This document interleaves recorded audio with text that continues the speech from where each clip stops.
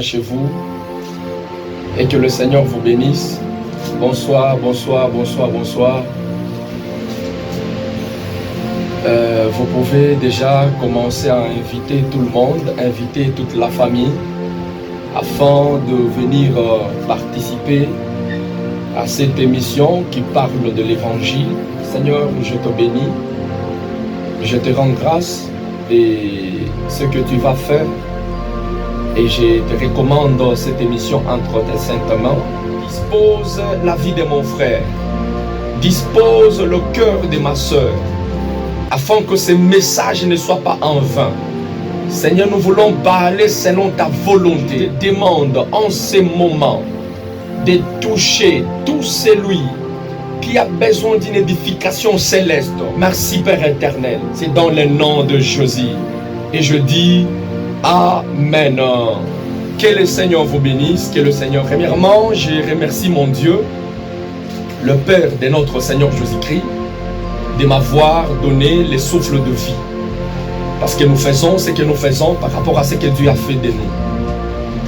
Deuxièmement, je dis merci au directeur Benjamin de m'avoir donné cette opportunité de venir à votre radio Impact Radio. Mais je ne peux pas commencer mon message sans pour autant dire merci au pasteur Philémon Toumba, parce que c'est par lui que je suis entré en contact avec le directeur Benjamin.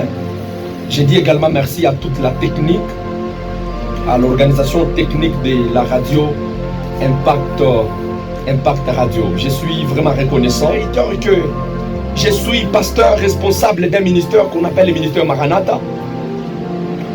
Un ministère qui fonctionne jusqu'à présent sur base des actions. Je suis prédicateur de l'évangile, le christocentrisme. Je suis également membre de l'église Cité des Dieux au Golfe Météo 1. Et là, nous avons un responsable, c'est le pasteur Héritier Mwamba. Nous sommes sur l'avenue Mouela, Golfe Météo 1, Mouela, coin Roberton, à la 4e parcelle, numéro. Je bénis tous les auditeurs, tous ceux-là qui nous suivent de partout où vous êtes. Que le Seigneur vous bénisse abondamment. Aujourd'hui, je vais introduire un petit message et je ne serai pas long. J'ai juste quelques minutes et je demande tout simplement votre attention. J'ai vraiment besoin de votre attention. Un petit message intitulé La prière. La prière. La prière. Je suis venu apporter une petite lumière sur la prière. Une petite lumière sur la prière. La prière. Parce que pour beaucoup de gens, la prière n'a de sens que dans l'urgence. Seulement lorsqu'un danger menace. C'est-à-dire, s'il n'y a pas urgence, lui ne sait pas chercher l'Éternel. S'il n'y a pas urgence, il ne sait pas prier. C'est-à-dire, il faut qu'un danger menace. Et à ce moment-là, on se souvient de la prière. Il y a certains chrétiens qui pensent de cette façon-là. Il y a des chrétiens qui pensent de cette façon-là.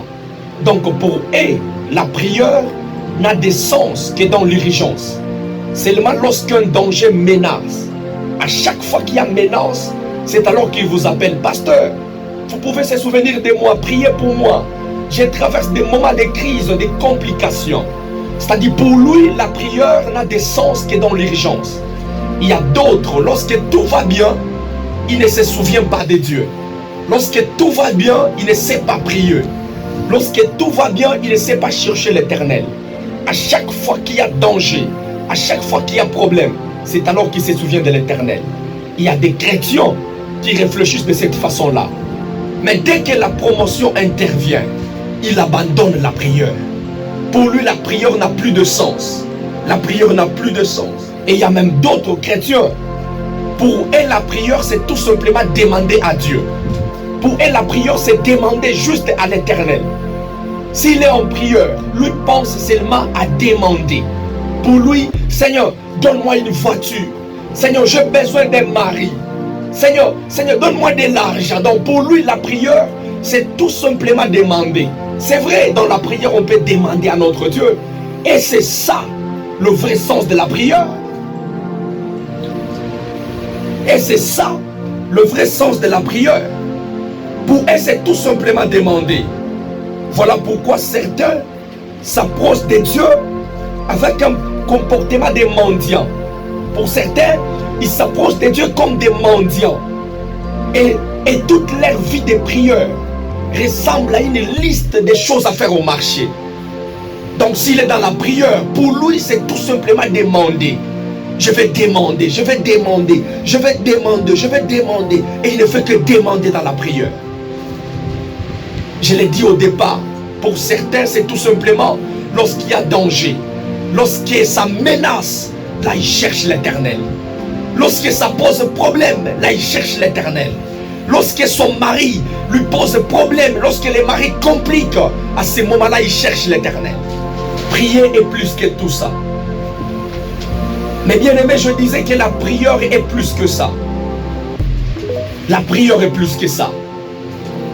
Moi j'ai défini la prière comme une façon de laisser notre vie se tourner vers la personne de Dieu, afin de parler avec Dieu, afin de dialoguer avec Dieu. Comme David, lorsque vous êtes dans le livre de Psaume, Psaume 25, le premier couplet, la Bible dit de David: Éternel, j'élève à toi mon âme. Éternel, j'élève à toi mon âme. Il y a d'autres versions qui disent: Éternel, je me tourne vers toi. Je me tourne vers toi. Voilà le vrai sens de la prière. La prière, c'est laisser son âme, c'est laisser sa vie, c'est tourner vers Dieu afin de parler avec Dieu, afin de dialoguer avec Dieu. Bien aimé, c'est ça la prière. La prière, c'est un véritable dialogue avec Dieu. C'est une réelle conversation avec Dieu. Prier, c'est plus que demander à Dieu. Prier, c'est plus que demander à Dieu. Prier, c'est plus que demander à Dieu. Prier, c'est plus que demander à Dieu. Nous devons aller au-delà de demander. Mais nous devons parler avec Dieu. Nous devons parler avec Dieu. J'élève à toi mon âme. Éternel, je me tourne vers toi. Y a-t-il quelqu'un qui a besoin de se tourner vers Dieu? Y a-t-il quelqu'un qui a besoin de chercher la face de Dieu? La prière. La prière. Je viens de le dire, la prière, c'est laisser sa personne se tourner vers Dieu afin de parler. Parler avec Dieu. Parler avec Dieu. Donc, la prière, c'est une réelle conversation avec l'Éternel. C'est une conversation avec Dieu. Prier, c'est accepter d'être en communion avec Dieu. Prier, c'est être en sa présence. La prière, c'est être dans la présence de Dieu. Celui qui décide de prier, c'est qui décide d'être en communion avec Dieu. Celui qui décide de prier, c'est qui décide d'être en la présence de Dieu. La prière, la prière, la prière. Où pouvons retrouver la face de Dieu si ce n'est en sa présence? Où pouvons trouver notre exaucement si ce n'est en sa présence? La présence de Dieu, la prière. C'est dans la prière où nous trouvons ce que nous avons besoin. C'est dans la prière. C'est dans la prière. Comme je viens de le dire, la prière, c'est laisser sa personne. C'est tourner d'abord, premièrement vers Dieu. Premièrement vers Dieu. Donc, ce que la prière recherche premièrement, c'est la personne de Dieu. La prière, premièrement, elle recherche la personne de Dieu. Pas autre chose. Pas autre chose. La prière ne recherche pas autre chose. Il y a des gens qui se sont adressés au marabout parce que ça ne marche pas. Parce que la maman ne donnait pas naissance. Parce que la maman était stérile. Elle est allée chercher des féticheurs, des marabouts, des sorciers. Des sorciers. Pour être exaucés. Il y a des gens qui sont allés se prosterner devant des statues, devant des idoles, devant des statues, ils se sont prosternés là-bas. Ils ont recherché des statues. Mais bien aimé, la prière recherche d'abord la personne de Dieu. La prière recherche la personne de Dieu. C'est la personne de Dieu que nous recherchons dans la prière. Pas autre chose. Pas autre chose. Nous ne recherchons pas nos parents dans la prière. Nous ne recherchons pas nos enfants dans la prière. Nous ne recherchons pas nos connaissances, nos relations dans la prière. C'est Dieu que nous cherchons. C'est la personne de Dieu que nous recherchons dans la prière. Pas autre chose, pas autre chose. C'est pourquoi je te décourage d'aller voir les féticheurs. Je te décourage de chercher les marabouts. Je te décourage de chercher les sorciers. Ils n'ont aucune solution à te fournir. Aucune solution à te donner. Ils n'ont aucune solution. Seul notre Dieu peut te procurer ce que tu as besoin. Seul Dieu peut te donner ce que tu cherches. Je disais que Dieu seul peut te donner ce que tu cherches.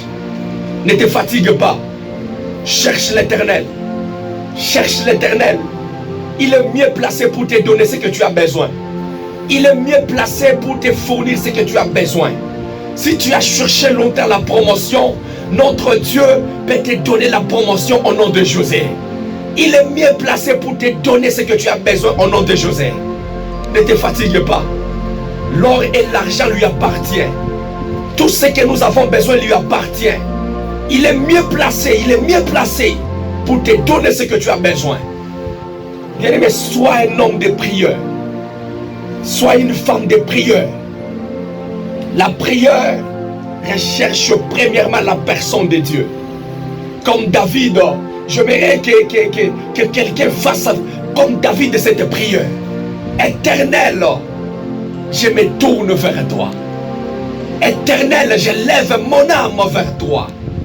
Éternel, j'ai besoin de toi. J'ai besoin que tu me guérisses. J'ai besoin que tu viennes en aide.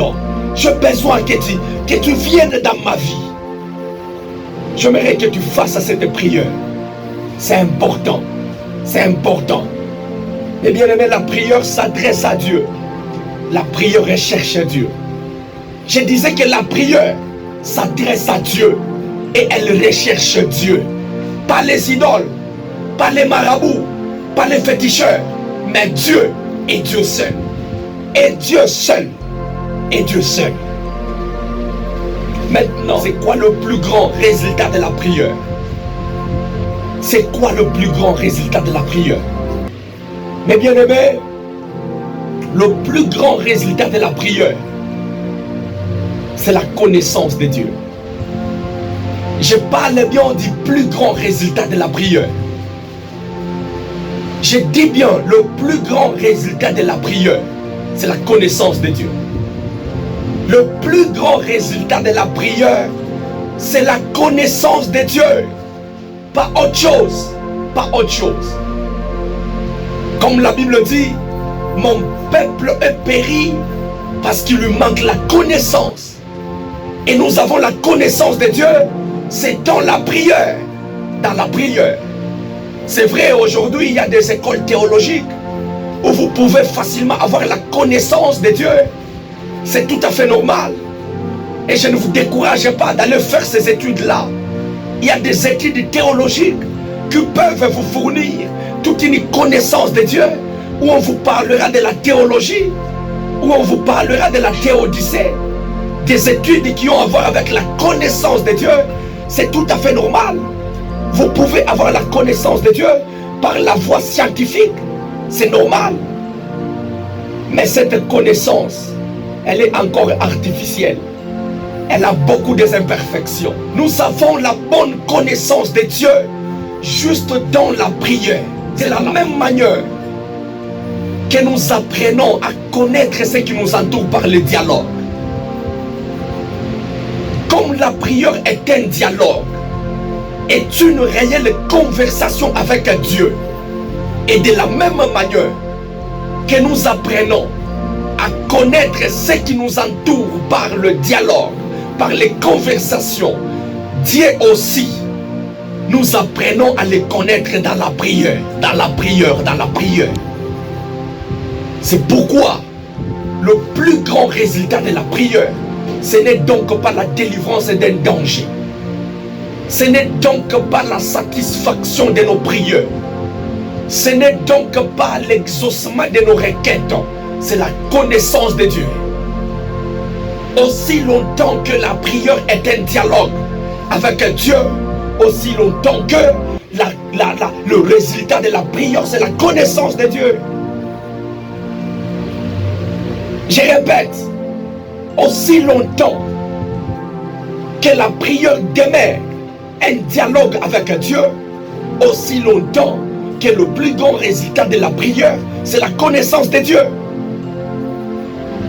Oui, nous avons la connaissance des individus par rapport aux relations que nous avons, les dialogues que nous entretenons avec eux.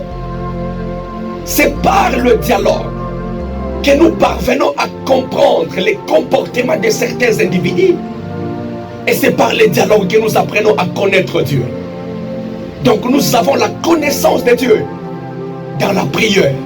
Parce que la prière, c'est un dialogue avec Dieu. Mais bien aimés, vous avez besoin de la connaissance de Dieu. Aujourd'hui, vous vous détournez de la voie du Seigneur, c'est parce que vous n'avez pas la connaissance de Dieu. Vous vous détournez de Dieu parce que vous ne connaissez pas votre Dieu. Vous êtes allé chercher les féticheurs parce que vous n'avez pas la connaissance parfaite de Dieu. C'est parce qu'il vous manque la connaissance de Dieu. Et la parfaite connaissance de Dieu, nous l'avons dans la prière. C'est dans la prière, mes bien-aimés. Parlons. Bien-aimés, la prière, c'est un dialogue avec Dieu. C'est une réelle conversation avec Dieu. Prier, c'est décider d'être en communion avec Dieu. Prier, c'est décider d'être dans la présence de Dieu. C'est une conversation avec Dieu. Bien aimé, la prière, c'est plus que parler à Dieu.